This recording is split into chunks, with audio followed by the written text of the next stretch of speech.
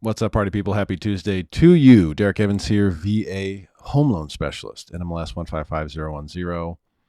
Call, text, email if you want to buy or refi, and I will hook you up. Today we have so much to cover. I literally don't have time to do this right now, but there's so much that must be said and so many things that must be addressed. There's one particular article today that I'm going to show you that you just have to look at. So here's a little summary of what we're going to see. I'm doing a little analytics test on the Facebook side here to see what the difference is between a page and a personal profile going live. So we'll see how that works through Ecamm here. So this is an article. It looks like it's about inflation. It's truly about real estate. What it's about is it's about how real estate is a indicator of inflation and also a recipient of inflation. And so I want to show you some really interesting data points here. We're going to look at an incredible graph, and then I'm also going to show you a counter graph. So we've got that we're going to look at, and then we're going to talk about interest rates and mortgage bonds and what kind of situation we're in as far as that is concerned. And then I'll show you probably maybe I have one more graph for you at that point in time. So let's take a look. Let's just start here with the first one. So this article, I'm going to send you the link. I'm going to post it on YouTube. Look at this article, read this article, share this article, understand the information that's in here. This is actually one of the really good ones. I try to show you the good ones. There's so much propaganda and so much BS in the media. It's crazy. This one's a good one.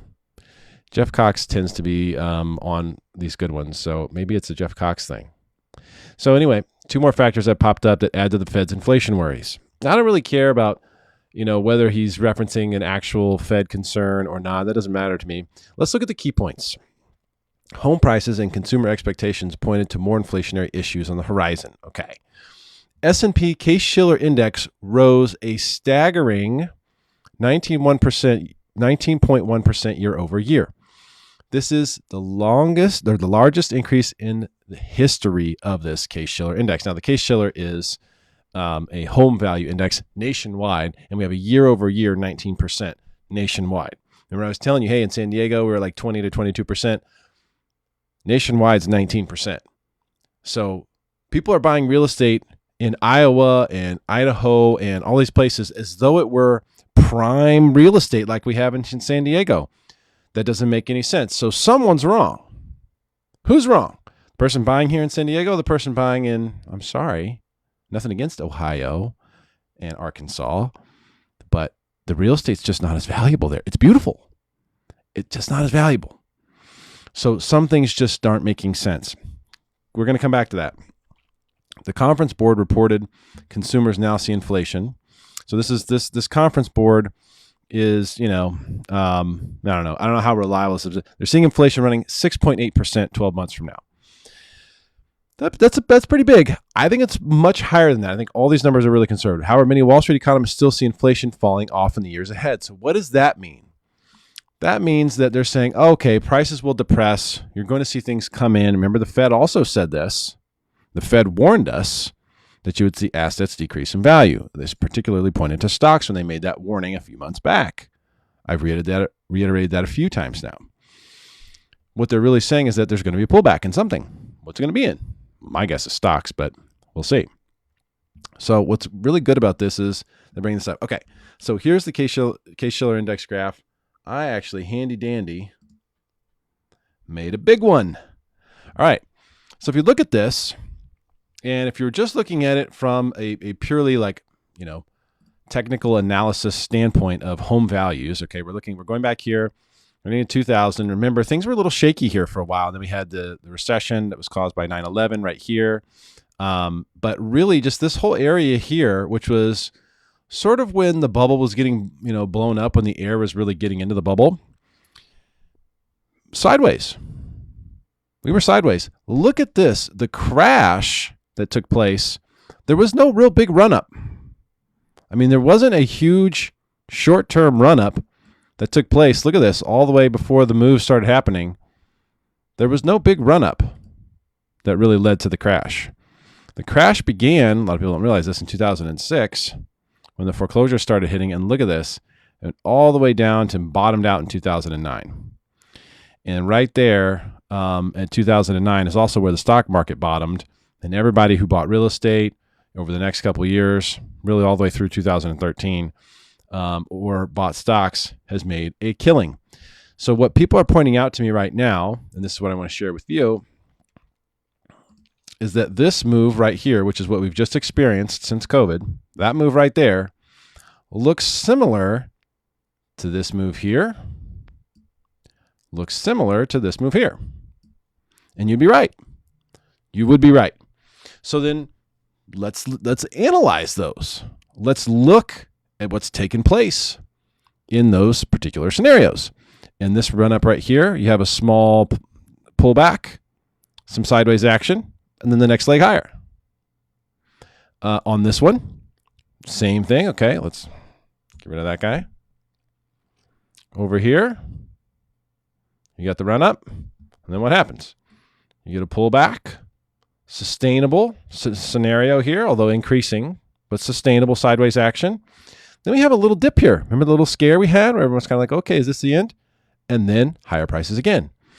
So my point is that even if you're right, even if, let's say worst case scenario basing on, since the real estate crash, even if this is one of these, let me ask you a question.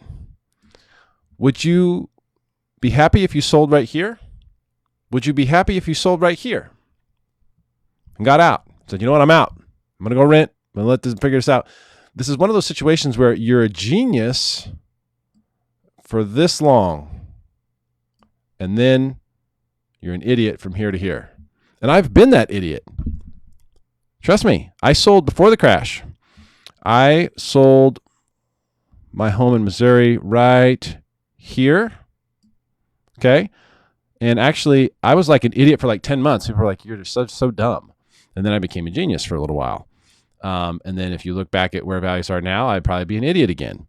So my point is, even if you're right, you person who's telling me that real estate is due for a pullback or the prices have gone up too quickly, even if that theory is correct, again, does that mean that it's a good time to sell? Maybe in the short run, maybe.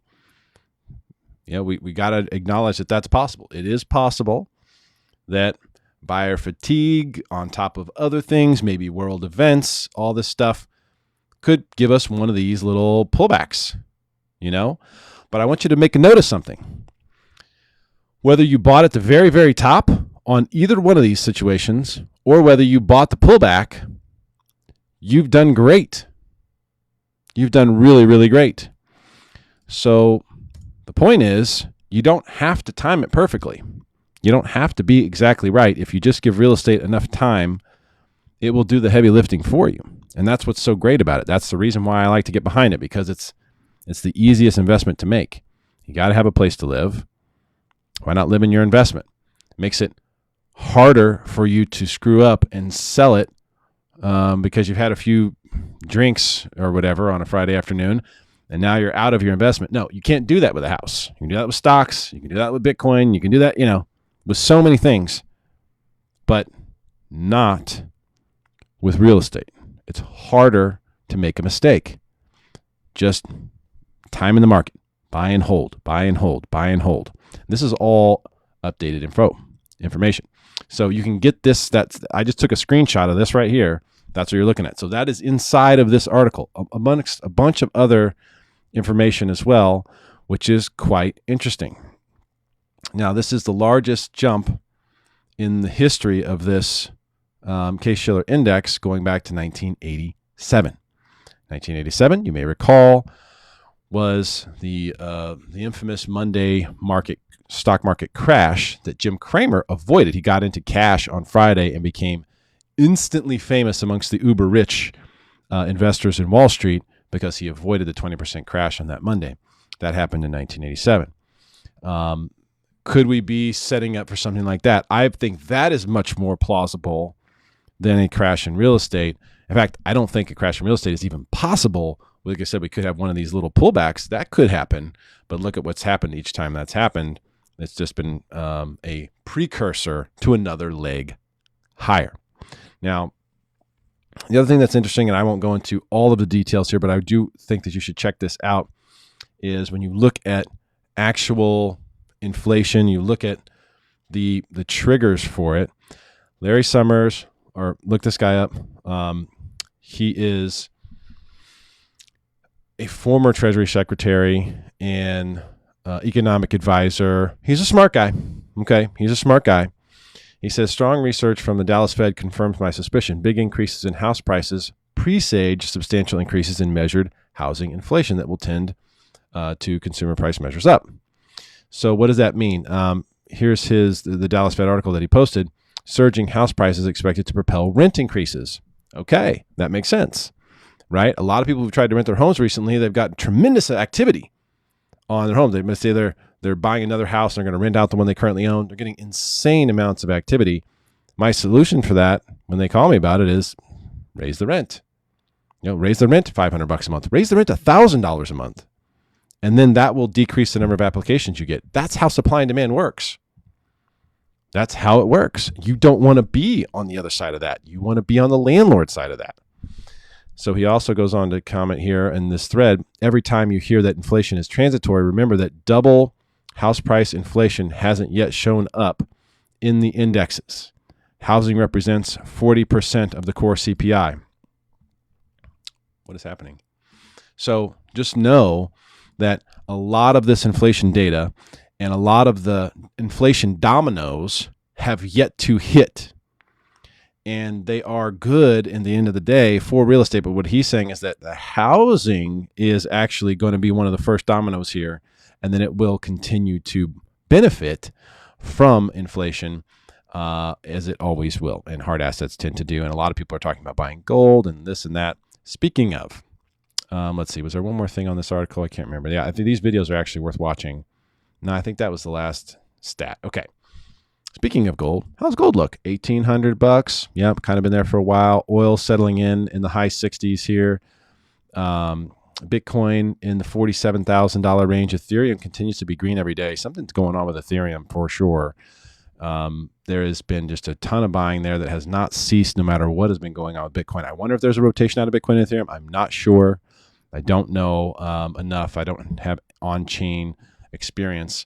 So let's look at, when we talk about inflation, inflation really hits the bond market hard, right? So let's look at mortgage bonds. This is what determines what mortgage interest rates are. Let's get to a question. What's that, Sean? How you doing, buddy? He says, problem is, what do you move into locally? Sure, cashing out and moving to a lower cost of living could pan out. Lower cost in a different location. Yeah, a lot of people are doing that. In fact, I just got done speaking with someone who said, we're trying to buy, and we're not married to California. I guess maybe we'll look elsewhere. And a lot of people are in that boat, like, hey, Arizona's looking good. Vegas is looking good. In Vegas and Henderson area, you can get a really nice house with a pool and a nice yard for like $500, $550. You can, that's there all day. Really, really, really nice places, nice neighborhoods, newer stuff. That's Vegas. There's a lot going on there. Some fun stuff there. People who can work remotely could operate from there. I could probably operate from there if I wanted to. Now there's things like that going through people's mind, no question about it. But at the end of the day, when the dust settles, find me better ground than the ground here in Southern California. Like I'm a property guy. I'm a land guy. I love real estate. I love land. I look at land all the time. There's beautiful land all over this country. Find me better land than the land here in San Diego. I want to see it. I haven't seen it. There's some beautiful land north of here in California. Don't get this weather though. And just look at like what happens like right now, we're getting a little rain and stuff. When we just get a trickle of rain in the California climate, we get a little bit of green here. Oh man, it's just absolutely unbeatable. So if we look at mortgage bonds here today, a little bit of a brutal day. Actually ended up losing 22 basis points. And more importantly, we gave up this 50-day moving average here and closed below it. And that stinks because we had powered through that thing and actually powered through the next one up, the 25-day. on our way to the 200, which is the real goal here. And I was hoping that we would go touch that today. That was my hope, is that we were going to get one of these green candles today, boom, and maybe like spiked up through here, but then at the end of the day closed, down here. And so, we didn't get it. That's not what happened. We lost 22 basis points. We gave up a couple key moving averages. And so now I'm a little worried about what's going to happen the next few days. This was a really strong move right here off of this support. The wick sticking out is a big thing. That looks good. That's bullish. But we got to move higher. We got to move. And so now we're kind of at that 50% Fibonacci retracement here. There's just these last couple days. Hopefully we'll bounce off that. And hopefully tomorrow we'll make up some more ground to the upside. But I was locking loans today. I'm not taking that chance. And that was before I even knew we breached this 50-day moving average to the downside. So I was locking loans today, locked several loans today. I know we didn't get a lock alert, but I'm telling you, the risk reward, you got to look at that. With the 200-day hovering up there and now two more averages, downward pressure, information about inflation, coming in really, really, really hot, really hot. That's stuff that the bond market does not like. But notice that it didn't really move stocks. And so this is kind of my point, that we very well may see, as opposed to a rotation in investments, we very well may see sort of a liquidation kind of situation go on where people try to figure out where they're going to put their money. And I think a lot of those people are going to land on real estate. Look, if you're up 500% in your investments over the last 10 years because the stock market's up 500%, you've got, long-term gains there. What are you going to do with that money if you pull it out? If that happens, what are you going to do with it? Where are you going to deploy it? You're going to start a new business with all the uncertainty of COVID and Delta variants and all those things. Hopefully you do like a remote IT business if you're going to start a business. Where are you going to put the money? You're certainly not going to buy bonds. That would be stupid. Leave that up to the people who have other risks that they're trying to offset. You're not going to just leave it in the bank. You literally get nothing for it if you do that, except for maybe some FDIC insurance. You're not going to want to put it in the stock market if you just took it out. Are you going to invest in commodities, gold? Maybe some people crypto. Okay. I can buy some of that. But I think at the end of the day, a lot of people land on real estate. I really do. Okay. So here's the counter graph that I can't believe I forgot to show you. So when we look at this one, right, and you see that sharp uptick, and that's a very sharp uptick, especially this year-over-year number in case Shiller. But look at this one. This is from Altos Research. This is San Diego.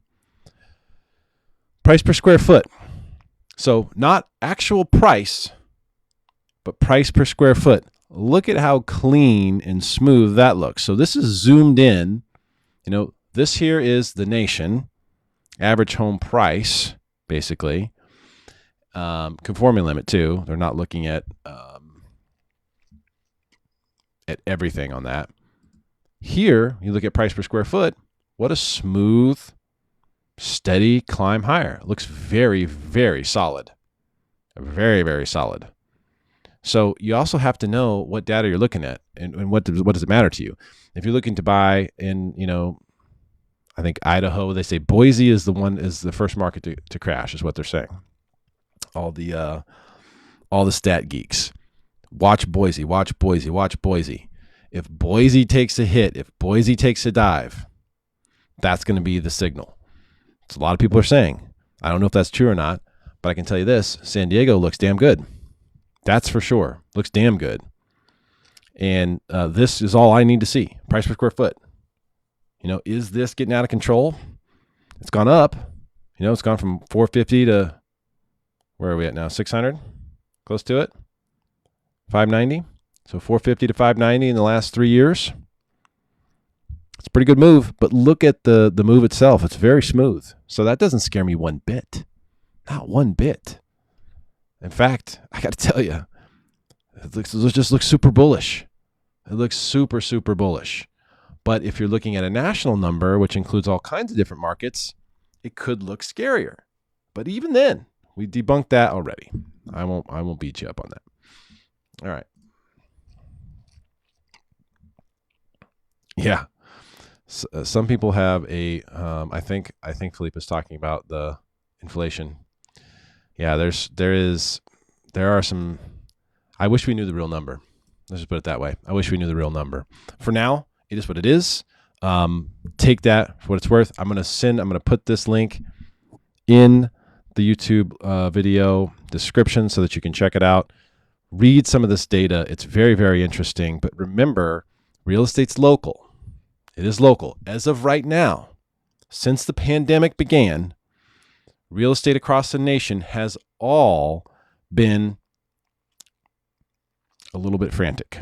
It's all been a little bit manic. There's been maniacal, I should say.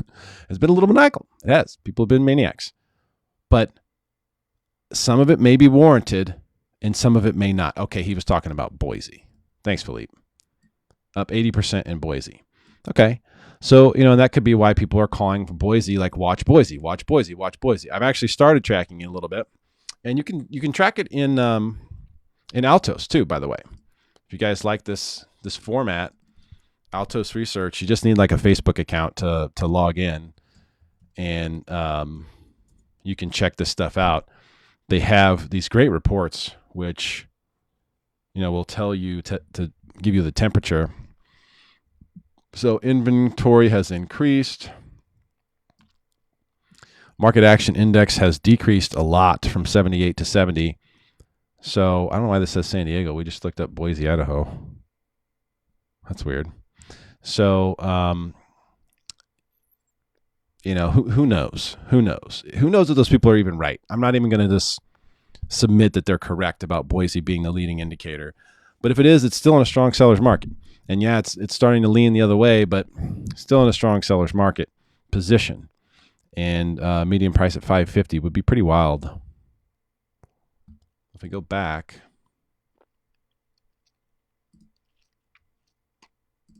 to San Diego here. Yeah, see, our median list price is almost $1 million. So crazy.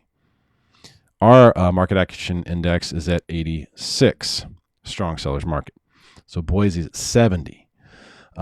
Some of those things are eventually going to have to level themselves out. They are. There's just no way that places like, and nothing against these places. I love Missouri, all the people there. I'm watching the real estate there. It just doesn't make sense. Missouri, Midwest, some of the places in like the heartland of the country, but a little bit more west, let's call it Boise. Montana has been a little bit wild. Wyoming. Look at the real estate in Wyoming. Do me a favor and do that. And then just look at that and look here. Yes, it's a little bit more expensive here, but not as much as you probably think. Not as much as you probably think. And when the rubber meets the road, if things get a little spooky, do you think people will run from the Midwest, or do you think they will run from the coast? Do you think they will run from perfect weather, beaches, and mountains to snowboard on all within the same day if they want to? Or do you think they will run from 4 crazy seasons and wild temperature swings? And you know what I mean? Where are people going to be at the end of the day? I think we all know the answer to that question. So the rubber has not met the road. We may not even be close to it. It could be years from now before that happens. And in the meantime, what's going to happen? Real estate prices are going to continue to go higher. That's my opinion. And the data would lead us to believe that I'm going to be correct. However, which markets are overvalued? I can't tell you that. I study San Diego. I think San Diego is appropriately valued for this time. And I think in a year, we'll probably be up another 10%. And then another year, we'll probably up another 5 or 6%. And then maybe another year, maybe a 2 or 3 or 4%. And then we'll have a leveling off period. That's my expectation. If you look at just year by year by year, calendar year. If you look at any specific timeline, you might see things fluctuate a little bit. But if you just look at January 1st every year, where are you going to be? That's my expectation. So hopefully that's helpful, guys. I got to run. I got a lot of calls to make, and it's already past 5 o'clock. So have a great night. Take care. I'm here if you need me. Whether you're looking to buy, whether you're looking to refi, I will be here to help you. Call or text or email, and I will respond very quickly. What about vacation mandate? Wouldn't that cause... Oh, vacation? My guess is that this question is vaccine mandate. Wouldn't that cause a lot of Californian flight? So this is a decent question here, and I'm going to back it up. What about, I think he means vaccination mandate. Would that cause a lot of Californian flight? And I think that means, people leaving California. Yeah, probably. But, that's something that California's been dealing with exodus issues for a long time. The problem is, and this is a great question, Brian, the problem is, even with the exodus that's taken place, we've lost people by the 5 figures. California's lost people by the 6 figures year after year. They still don't have enough houses. That's the problem. And I think the big reason is because a lot of the people who are leaving are people who can't afford to buy a house here. They can't afford to live here, so they leave. So you're not actually removing buyers from the buyer pool when you see this exodus take place. Now, if a vaccine mandate came in, then then that could cause some people who would be willing and able buyers to bounce. I don't think that that's going to happen, but we'll see. Let's see what happens with the recall. Good question.